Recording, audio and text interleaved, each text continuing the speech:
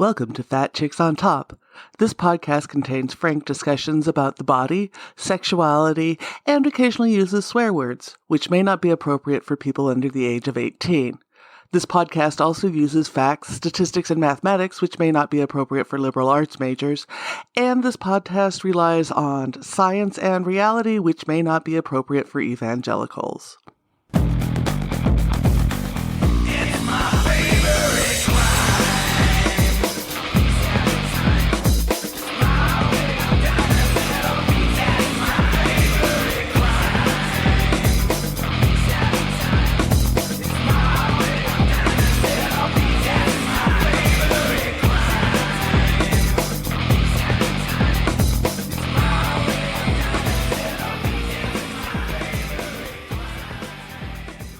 And welcome back to Fat Chicks on Top. You are here with your host, Auntie Vice, and it's great to be back with you all today. I'm super excited. I have Chrissy King on the show today. She is a writer, been a big voice for body inclusion, body liberation in the wellness space. And I just finished her new book, which is coming out in about a week from the date this episode is released. It's phenomenal. I've already told all of my family to order it. Welcome to the show. Oh, thank you for having me, and thank you for the introduction. That makes me so happy. It was a fantastic read. I really loved it, and we'll get into it. But my first question is, how did you celebrate when you were finally finished writing the book? Oh my goodness. I feel like the first draft, I remember I was thinking I was going to do something big, but I was really tired after the first draft. So my first thing was I turned it in. I asked my editor to please not contact me for 2 weeks. I don't care if it was the best thing she read or the worst thing she read. And honestly, I just took it. I just did nothing. I just needed a break to decompress. I watched TV. I took long naps. I really just relaxed. Yeah. Oh, that's fantastic. So you've written a ton of stuff. You've written for all sorts of magazines and online publications and your own site. What finally got you over the hump and said, I am actually going to sit down and write a full-length book? Well, here's the thing. I always knew that at some point, I shouldn't say I always knew, but in the last few years, I knew that I wanted to write a book at some point. I really didn't have any solid plan for when it happened. I was just it's going to happen one day. We'll just see what happens. And, you spoke about, I was writing for a multitude of platforms. One of those platforms was Shape. And I had written an article for Shape magazine, which I thought was a cool article. It was entitled, What's It Like to Be a Black Body Positive Fitness Trainer? And I got to interview some people in the industry, and it was really cool. I thought it was a good article, but for whatever reason, it just, that article kind of took off and went viral, which I wasn't expected. And then the Today Show reached out and asked me to come on and talk about the book. And I was about the article. And I was like, okay, cool. I'd love to do that. So I did that. It was via Zoom because it was at the height of COVID. And then 2 weeks after that, a publisher had seen me on the Today Show and reached out and said, hey, have you been interested in writing a book, or are you interested? And I was like, first I thought it was a scam. I was like, what? This is not how this works. My best friend was like, well, the only way you will know is if you email back. I was like, okay, good point. So I emailed back and it wasn't a scam. It was legit. And I did not end up taking that publishing deal, but it did send me down the road of getting a book agent and then writing a book proposal and shopping book around. So it was kind of the impetus to say, I guess this is the time. It's happening now. So you've spent a big chunk of the last, 5-6 years writing intensely about body liberation, being a Black woman in the wellness space, and all of that. With COVID and everything, we've gone through a major change, right? White people finally discovered racism as a thing. Yes. And right. And then there's a big push on the whole body positive, love your body thing. What, for you who've been in this space for so long, what were some of the things that really stood out in the last couple of years? Oh my gosh, this is such a great question. So I think one of the things that you just talked about is COVID's happening, then George Floyd's murdered, and then it's the wellness industry is oh my gosh, racism is real. And I think that was probably one of the biggest things, because I have been talking about the intersection of wellness and race and, all these topics well before, George Floyd happened. And people just generally weren't that interested in the conversation or didn't really understand why it was important. And it was suddenly everyone's oh my gosh, racism is real. And it's specific to the wellness industry, right? Oh my goodness, racism, we must address this right now. And it was like an interesting time. I'm like, yeah, yes, it is real. I feel like we've been talking, I've been trying to talk about this for a long time. So that was one thing. And then I think too, in the last few years, mainstream body positivity has become more commercialized. And, while I think it's important for all of us to be thinking about our bodies in different ways, which is why I wrote the book, obviously I think it's important. I also saw how in so many ways the mainstream body positivity space kind of became like watered down and whitewashed. And we really lost, I think, a lot of the original intent of the movement. And so I think looking back over the last few years, I think it's so important because we're having more conversations like these that are really necessary. And also there's this caveat of like, there's still so much work to be done. There is. And you point out in the book, and I see this happen with a number of my guests who've been on, is all of a sudden kind of mainstream people will discover an issue. With you, it's around body positive and race. With others, it's been like trans issues and stuff. When they reach out to educators to say, come to my space, teach me about this, the person they're reaching out to is going through all of this stress and going through the fire at the same time everybody else is, and we're asked to turn it into a teachable moment. Yes. How do you manage that? Because I imagine you get flooded now with requests to please come teach, come talk. Yeah, I think during 2020, post George Floyd was like the most difficult time because, again, it's like, and I still think about that time because I don't know what about that moment was so different because George Floyd is not the first person that was murdered, by police. But for whatever, I don't know if it was because we were all in our house for the most part, because it was during COVID. I don't know. Whatever, that became the moment in time when people were like, oh my gosh, yes, this is a real issue. And then people were like, yes, we need to address this right now. Like, we don't have a minute to waste. And so, yeah, I was literally so inundated with requests, with paid work, with requests for, volunteer work. And I think what's really, unfortunate about that is people are running to educators, right? For like, we need assistance right now. This is an emergency for us, without recognizing that I am a full human being that's also experiencing the trauma of what's happening as a Black person in the world. And so there was like these very mixed feelings. Like, on one hand, I'm like, wow, I'm glad that people are really ready to have this conversation. And obviously I feel equipped to lead these conversations. And on the other hand, there's also like frustration, anger, hurt, the trauma that you're processing personally, overwhelm, exhaustion, like all of these things that are happening simultaneously. And so it's really difficult. And I think, 2 years past that date, I think the thing that I find most frustrating, not most frustrating, but somewhat very frustrating, I guess, is that I can see how, how much the interest has dropped off than it was at the height of, post George Floyd era, and just seeing where we are 2 years later and how the interest is not there as much as it was before. And also just seeing like people who made a lot of promises during that time that did not fulfill those promises. And I think, I'm not surprised because history always repeats itself, but it's still disheartening and disappointing to see that so many people were very interested. And then when the moment passed, they kind of just went back to like business as usual. That for sure is frustrating. In working through that, and now we're 2 years post, which is a short period of time, but it's still enough. Did you see any groups, any, areas where people actually committed to doing the work and making that change? Yeah, I don't know if I would say that I see it in like necessarily, if I could put it into like groups of people, but I definitely know, I think I developed relationships with individuals that I feel are very much committed to the work of anti-racism and dismantling white supremacy, and that are still doing that. And there's for sure, groups of people, individuals that I know. And I think there are organizations that are still trying to do the work, right? And I think that's the thing too. It's like when that happened, people were like so, excited in that moment about doing the work of anti-racism. And I think that what people don't realize sometimes is that when we're thinking about the work of dismantling systems of oppression, that work is actually not like fun and exciting work. It's actually really hard and challenging and requires a lot of us. And so I think a lot of people had this like initial like gusto and then burned out when they realized like what that actually means and what it actually takes to live an anti-racist life, and then to work towards dismantling white supremacy is like, it's not a small task, right? And so it's actually something that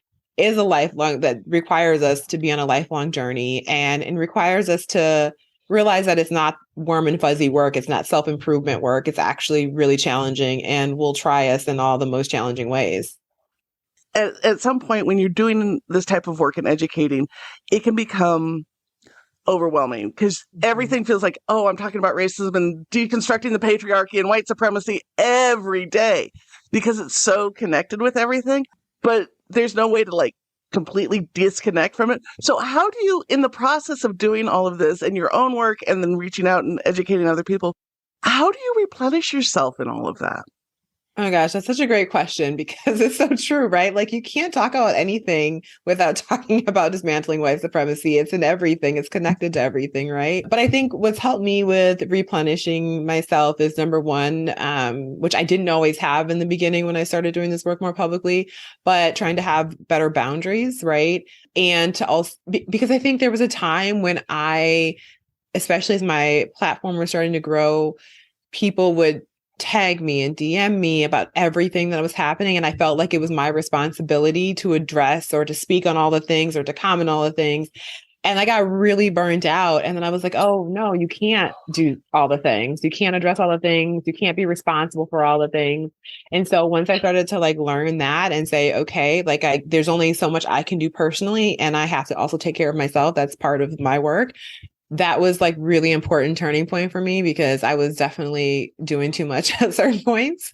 So I think that's one part. And I think too, like just establishing, like, for example, while I was writing the book, like I felt like me writing this book was my part in contributing to the work. And so I'm like, okay, well, I'm doing my thing writing this book. That means I'm going to be showing up less in other spaces, but that doesn't mean that I'm not still doing the work. This is the way I'm doing it right now. And then also just like taking time to really, not even taking time, prioritizing, centering my own personal joy. And I think that's so important, to center your joy and to realize that like, although I'm talking about issues like race and white supremacy and all those things, like that is not like my identity, right? And that part of liberation, whether it's liberation for Black folks or body liberation, is our joy, right? And so making sure that I'm centering that and making time for that. And then just know that it's okay to like disappear from social media for a while. I don't have to be on here all the time doing all the things, and then just taking care of myself is a priority, really. So when do you feel the most joy? Oh, wait, when do I feel the most joy, you said? Oh, gosh, what brings you the most joy? What brings me the most joy? Oh my gosh, honestly, like things that bring me so much joy is like, I feel like I'm really blessed with like a really wonderful friend group and community, and just like spending time with people that are very nourishing. And I leave those interactions and I feel like so full of love, and I feel really nourished, and we're sharing laughs and just being with people where you feel like you can completely be unmasked, completely be yourself, brings me so much joy. I am an avid reader of fiction and nonfiction, but I love a good fiction book. And so honestly, like a Saturday morning, a Sunday morning on the couch, my coffee, reading a good fiction book, that is my life. I love it. And then like, and in the summertime, I live in Brooklyn. In the summertime, like just going to the park and enjoying the sunshine, listening to music or podcasts, just being at peace are the things that really bring me just like so much joy. And I have to say, Prospect Park has got to be one of the best parks I've ever. I used to live in Brooklyn. Oh, it's such a great park, right? You can just go there with a blanket and lay out. It's like your best life. It really feels like that when you're there too. It does. You see that all the buildings up around the edges of it and stuff. It's so wonderful. It's so great. Yes. And I love the book because at the end of every chapter, you give questions to think about and ways to commit to the work. And you do a chapter on boundaries, which I don't think it's talked about enough in wellness space and body liberation space, but are so critical. How did setting those boundaries with your family around talking about your body go? Because they're the people who tend to see you the most and know you the best. How did that go when you started saying, I'm not okay with you saying this or that, or let's not address it this way? Yeah, so I think this is a two-part answer because with my immediate family really were witness to when I was like really in the depths of diet culture, right? They saw how obsessive my habits were. They saw like the lengths I would go to not miss a workout or to not, go over my calorie intake for the day. And I think that actually worried them in a lot of ways, especially when I was in a very thin body. And they were like, okay, you're still doing this? And I'm like, yeah, it's for my health. So I think that when I started to change my habits, my relationship with my body, started to gain some weight, it was never really a conversation with my immediate family. I think they were probably grateful. They're like, oh, they probably felt reassured because I think they were, even when I was in that place, they would make comments letting me know that they were concerned maybe about how far I was taking it, but it's never been in my family where people are really intrusive about commenting on bodies. But I definitely know there's a point where they were like a little worried about me in that regard. So when my body started to change and I was gaining weight, that was not really an issue because they were like, oh, okay, she's eating again. She's behaving more human-like in their mind. So they were probably pleased with that. My immediate family, on the other hand, people that I don't see as often and not as close to, and I think every family has their own dynamics, but especially in a Black family, and my Black family, like people are very comfortable talking about commenting on your body when they see you, commenting on the fact that it's changed. I went through a divorce and my body had also changed. I remember one of my mom's sisters, really well-intentioned person, I think, they consider themselves well-intentioned. I don't know. They were like, now don't go gaining too much weight because you're going to have a hard time finding a new husband. And so, I addressed it and was like, well, when I'm not looking for a new husband, too, if I was, he's going to have to be okay with the way that my body looks because there's nothing wrong with the way that my body looks. And so I think those conversations with, depending your dynamics are going to look different. And I think I've just continued to reinforce that I don't want to have discussion about my body. That's not something that I'm willing to talk about with anyone. And I think it can be hard though, because some family is going to be really receptive to that and some family is not going to be receptive to that.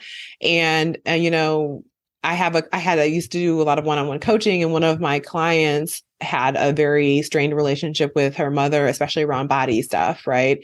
And had set boundaries with her mom lots of times.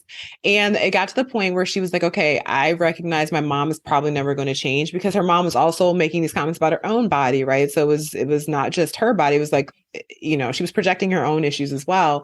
And so she got to the point where she was like, I have to accept that my mom is probably never going to change this. And as unfortunate as that is, I'm just going to, number one, build myself up when I know that I'm going to go be around my mom. And then also limit the amount of time that I'm planning to be around my mother, right? Not that I don't love her, but I can't put myself in situations for extended periods of time where I know I'm going to feel triggered and or leave feeling bad about myself. And so I think it's learning to manage the expectations and then to recognize who we're dealing with and how is it going to best support us to be in environments with those people.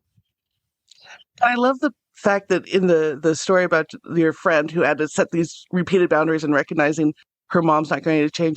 For so many of us who've started doing this work and have grown up in families that are very vested in image, it can be very hard to watch your family still stay in this, right? And rooted in diet culture. Yeah. And so setting those boundaries become a form of self-love. Absolutely. And that's the thing about boundaries too. And my therapist told me this recently, and I was like, oh, that was a light bulb moment for me. She's like, because I think sometimes we think of boundaries as like these harsh things. And really, when we're setting boundaries with people, especially out of a place of love, it's because I value and love you and I want to stay in community with you. So I'm setting up the parameters so that we can make sure we can still love each other well. Exactly. Yeah. So what was it for you that started to, as somebody who was very involved in the physical industry and bodybuilding and diet culture, what was it for you that started to seep into the cracks to break through that you needed to change how you thought about this? I was just miserable. I mean, I just think that, for so long I was like, oh, the reason I first joined the gym was to lose weight. Then I had this transformation, that word people like to use. And I was like, oh, I'm going to be so much happier now when I like hit this number on the scale. And then I hit the number on the scale and I was like, oh, I need to lose a few more pounds. This is not exactly what I thought. And then I was like, oh, well, then I need to change this part of my body. And then I need to do this thing to my body. And I was just miserable. And then I remember I went and like, I couldn't enjoy life. I didn't like to go to restaurants because I wouldn't know their exact macros. I didn't like to go on trips because then I might not be able to exercise. Like it was just exhausting. And I remember, I always talk about like my rock bottom moment. I was on a weekend trip with my husband at the time and in-laws, and it was just a weekend, but I was like so hyper fixated on this trip because I was like, oh my gosh, my eating is going to be all off. And so I like packed all these meals to take with me on the weekend. And we were like at a water park with all of our extended family. And so we took like a break during the, day to like go eat. And I like was in my car eating like this sad meal that had been sitting there all day in this little cooler, like little 6-pack travel coolers that were like, I don't even know if they still make those. I'm sure they do. And it was just so sad. And I remember I told, my partner was like supportive as he could be. And so everyone in the restaurant, and they were like, why isn't Chrissy coming in? They're like, she's like, oh, she just brought her own food because she likes to be healthy, which was a lie, right? Like that was not about health. That was me just trying to control my body. And so they were really generous. They asked the restaurant if I could come in with my food. So I did. And I was just sitting there eating this like sad food that had been sitting there all day. And I'm watching everyone around me like order food, eat whatever they want. It smells so good. It's fresh. It hasn't been sitting in a cooler all day.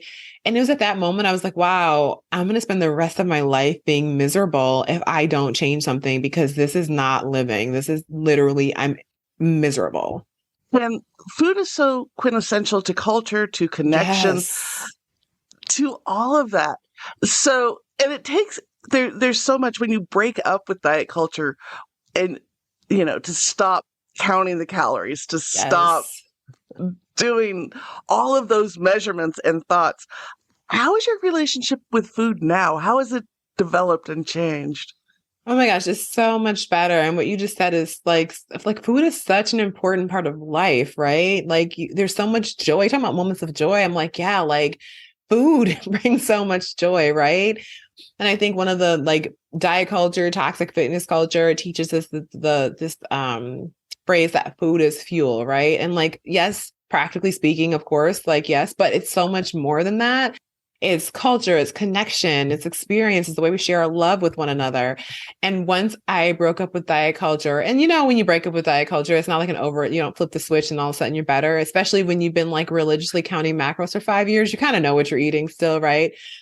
So it takes time. But now my relationship with food is just so different. I think back to like experiences that I completely missed out on because I didn't try the food. I didn't eat the things that I really wanted to have. I didn't have the full experiences because I was worried about all these things. And now one of my favorite parts about like traveling or like living in Brooklyn, living in New York is like going to restaurants, we have like all the food you could possibly want here, right? And like having these amazing food experiences and just being able to really enjoy them and being like, wow, that was the best whatever I've had in a long time. I can't wait to come back here and have it again, right? And it just is so much joy and pleasure in the experience of eating now when I have really broken up with diet culture and repaired that relationship with food. You also address one of the things, and one of the big trends now is intuitive eating, right? Oh my gosh, yeah. Nothing's off limits. Just eat what your body wants, right? Yes. Mm-hmm. But one of the things I've had a hard time about this is somebody who's been bigger bodied for a long time and has a lot of health issues is I've always been told, don't trust your gut. Don't trust your body. It's not. In trying to break up with all of that diet culture and stuff and trust that your body is going to kind of guide you and let you know what you need. How do you come back into your body? Because diet culture demands you divorce yourself from it. Absolutely. I feel like it takes a long time to learn to trust your body again and to trust yourself again, that you know what you need. Your body will tell you what it wants and what it desires, because you're right. Diet culture tells you that all the answers are with someone else, right? So like, let someone else tell you how to eat. Let someone else tell you how to exercise. Let someone else tell you what's good for your body, what's bad for your body, what foods are off limits. You lose all connection with what does my body desire? What actually feels good? What do I enjoy? How do I feel after I eat certain things? Like it's like that part of you is not even connected anymore. And so I really think when it comes back to like coming back into being present with your body and your intuition and trusting yourself, that just takes time, right? Because it's like when you've lost that trust, it's like developing trust with a person, when you've lost trust with a person, you have to work towards building that relationship again and taking these small steps to learn to build that trust back. And it's the same with ourselves, and just really being patient and kind and compassionate to ourselves in the process, and recognize recognizing that it's a journey of coming back to ourselves and to feeling good about, I know what's best for me. I don't need anybody else to tell me the answers about what my body likes and desires and what I want to eat today and what I should eat today, right? And in talking about all this, you've mentioned you got divorced kind of towards your rock bottom. You got divorced and had to go back out on the dating market. And for any of us who've been divorced, it's a thing. It's a thing. It's a thing. It's a thing. So how has going back out and dating and getting back in touch with that romantic and intimate side of you post diet culture been? It's a wild ride, honestly. And I think I devote a whole chapter to talking about dating in the book because I think there's it's first off, having to go back into the dating world it's just, it's scary on its own. It's scary out there. So I think especially because as I disclosed in the book, I got married really young. And so I spent like all of my adult life with this person. So I really didn't spend a lot of time dating, so to speak. So that was new. I was dating in a body that looks different than, it had before.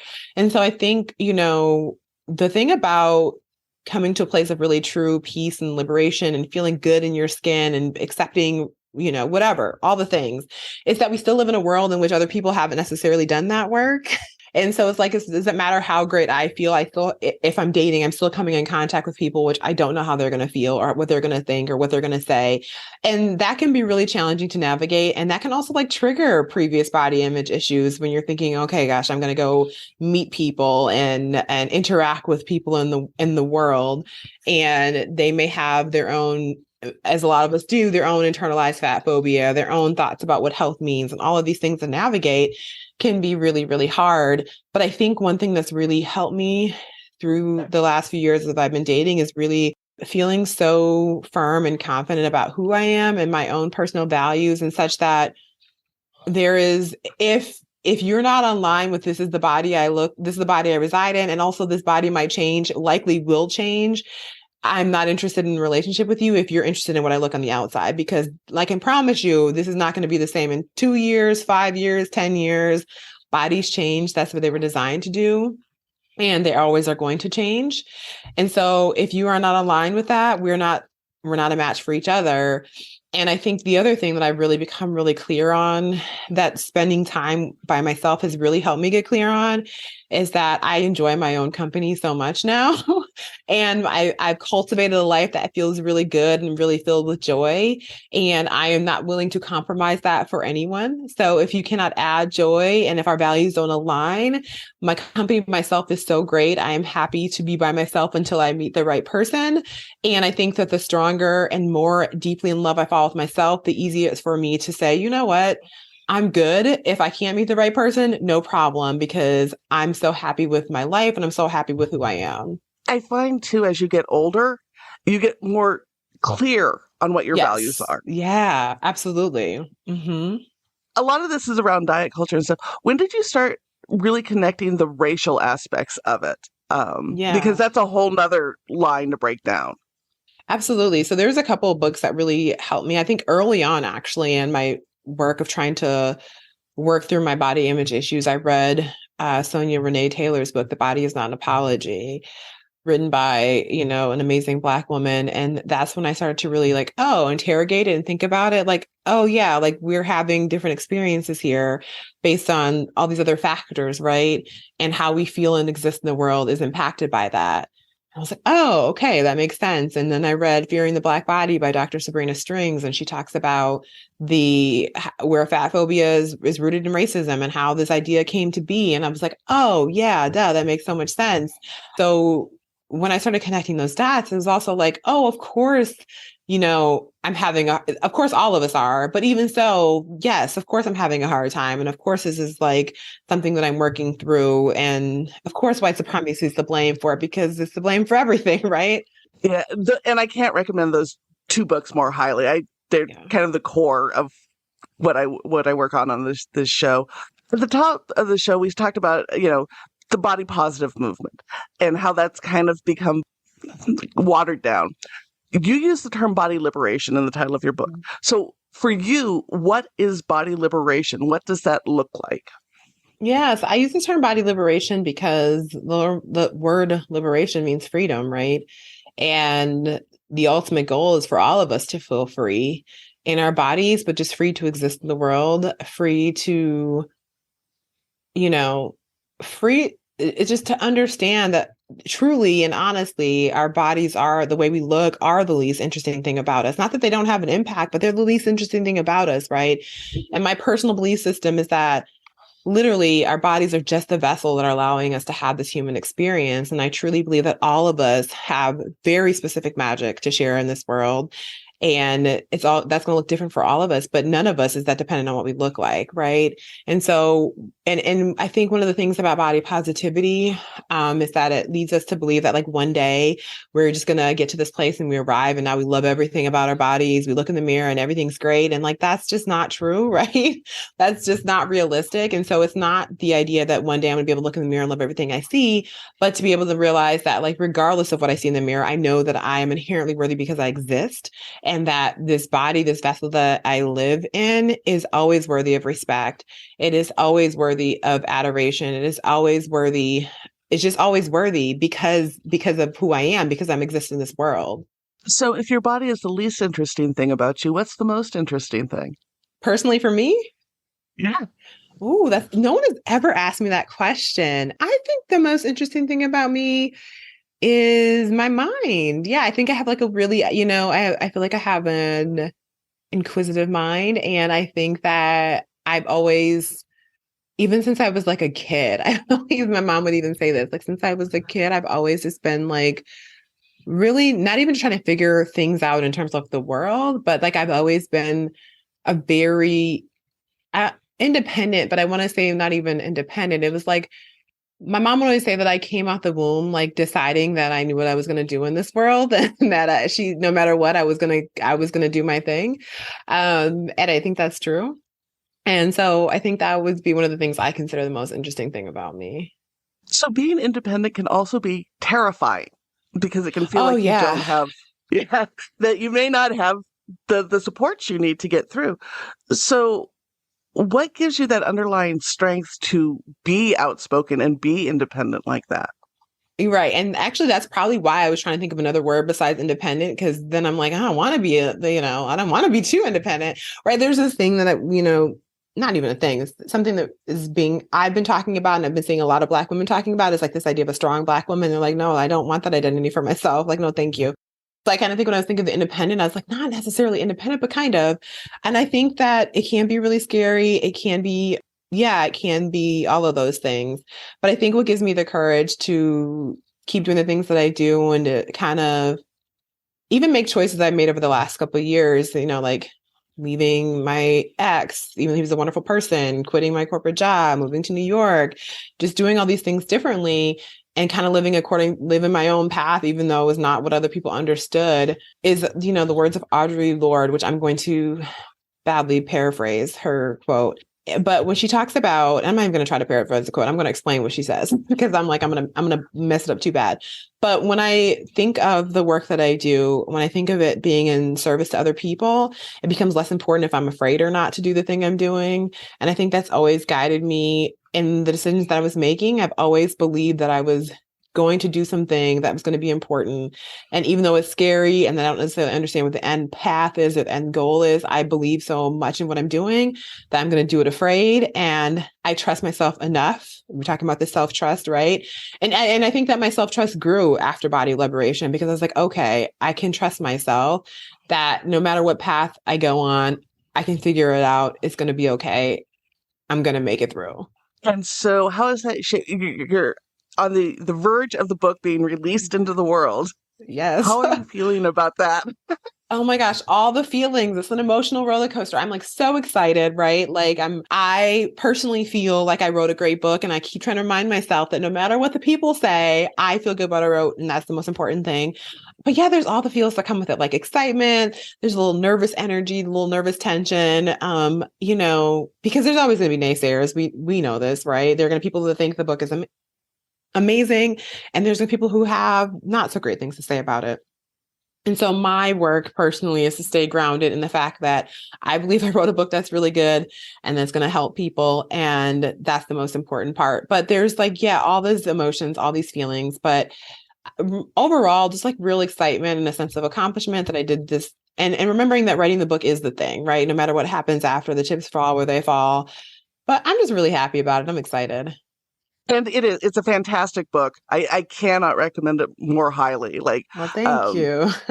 yeah, no, I gave it to my mom and my sister, and then I called. We do a family call with my partner's side, and I'm like, "All y'all got to go buy this. This is Oh, thank you fantastic." so much. I really appreciate that.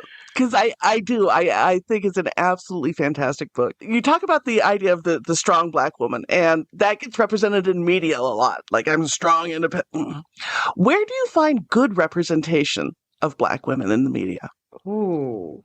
I mean, I have people that I think are just like icons in my own eyes. And I'm glad you brought this up because I think the narrative of a strong Black woman is something that we are starting to work and push against, right? Because that is not our story, right? Mhm. And also so much of our resilience is because we've had no choice, right? Not because that's like what Yeah. we've wanted to do. But when I think about people that I personally just like really feel that I look up to, and or that I feel are just like iconic, I guess I would say. I mean, obviously, the work of Bell Hooks and Audre Lorde has like informed me in so many ways. I can't even talk about both of their works enough. And then when I think of people just like an everyday life now that I'm like, wow, one of the people that always comes to mind is Tracee Ellis Ross. And I say that because I feel like she's just I obviously haven't met her. So this is what I'm seeing through media. But I've seen interviews and where she talks about just like not settling in life, and especially as it pertains to relationships. And I think that has really been something that I really resonated with in important ways. I am writing this book with Penguin Random House, but an imprint called Tiny Reparations, which is run by Phoebe Robinson, two dope queens or dope queen thieves. And just like the way that she has championed for my book and for my work has been really inspiring for me, and also helped me think about how I want to be able to do that for other people as well. And then of course, like Michelle Obama, like, what else do we need to say besides Michelle Obama, right? That needs no other Yeah. words. Yeah. So, you talk in your book about one of the ways to help manage, your feelings about your body, about diet culture, and everything, is to change who you follow in the media. And Yes.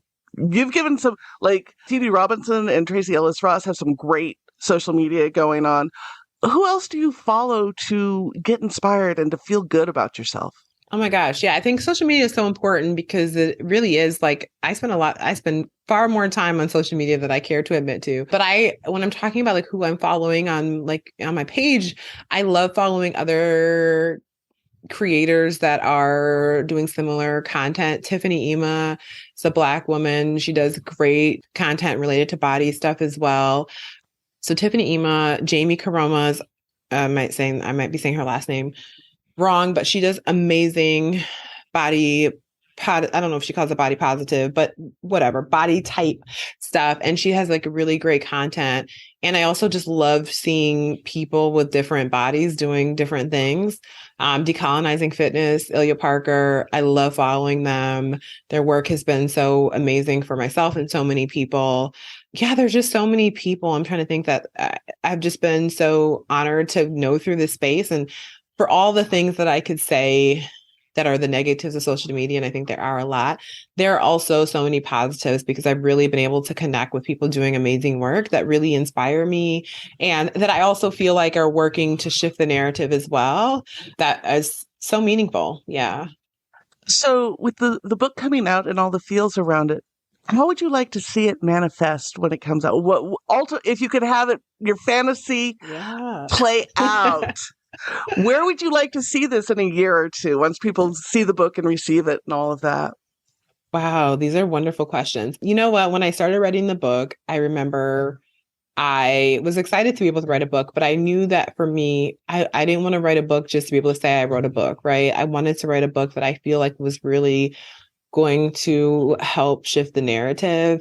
And I remember saying, this is a very lofty thing, but I remember saying that I want the message of body liberation to reach people all across the entire globe, because I truly, truly believe that when we set ourselves free and we come to this place of liberation, it really sets us free to do so many other incredible things in the world. And I know how much has changed for me, like, and that I wouldn't even be doing the things I'm doing now if I was still stuck in the muck and the mire of diet culture.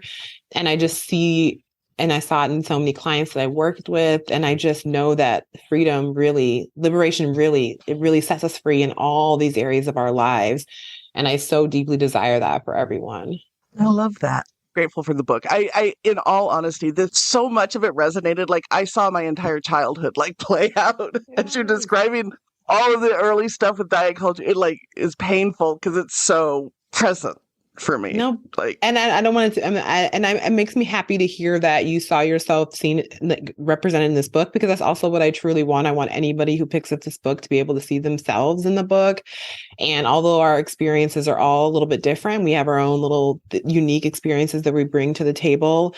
I hope that everyone feels really seen when they read the book. It is. It's wonderful. So if people want to follow you, if they want to find you, plug the book, plug all the things. Absolutely. So you can follow me online on TikTok, Instagram, and Twitter at I am Chrissy King. Website is chrissyking.com. Of course, the book is available for pre-order now. It's chrissyking.com/book or anywhere books are available for sale. And then, of course, I have a newsletter, so you can sign up and on my website, join my newsletter to keep in touch with me. I usually send out weekly newsletters there. So, yeah. Thank you so much for being on the show. We will have all of those links up on our website. And everybody, check out the book, check out her work. You're a phenomenal follow. You're a phenomenal newsletter. I love your stuff. Thank you so much for coming on the show. Oh, thank you for having me. This was so special.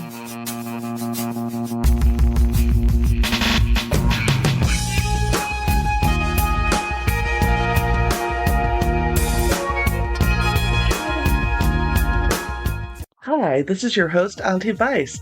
Are you curious of finding other podcasts with a similar sense of humor and topic? You can check out To All the Men I've Tolerated Before, which is one of the most awesome titles out there for a podcast. It covers issues of misogyny, everyday misogyny, dating, period stigma, and all the fun things the rest of us have to deal with when interacting with men. Set your players to check out For All the Men I've Tolerated Before. And thanks for listening to Fat Chicks on Top.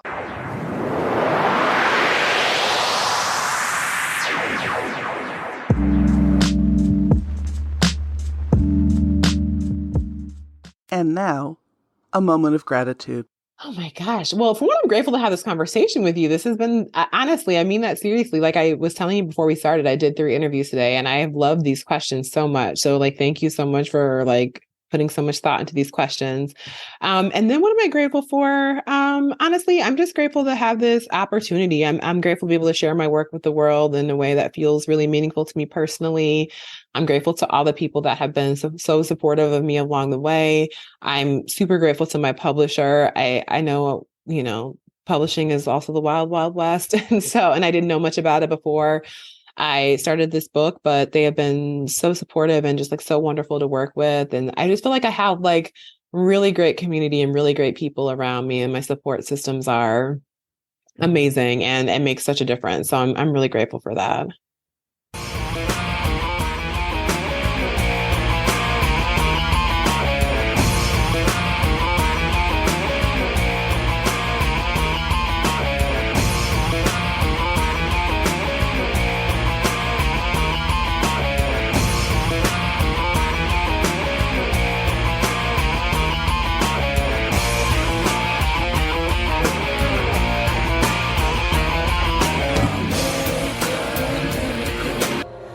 Texas of the world. Thank you for listening to this episode of Fat Chicks on Top. Please like, subscribe, and review our podcast on whatever platform you listen to it on. If we like your review, we may even read it online. This has been an Auntie Vice production. Producer and host, Rebecca Blanton. Audio production by Sharon Smith. Music by David Manga. And more music by Sharon Smith. For more information about Fat Chicks on Top, please visit our website for all things Fat Chicks at fatchicksontop.com.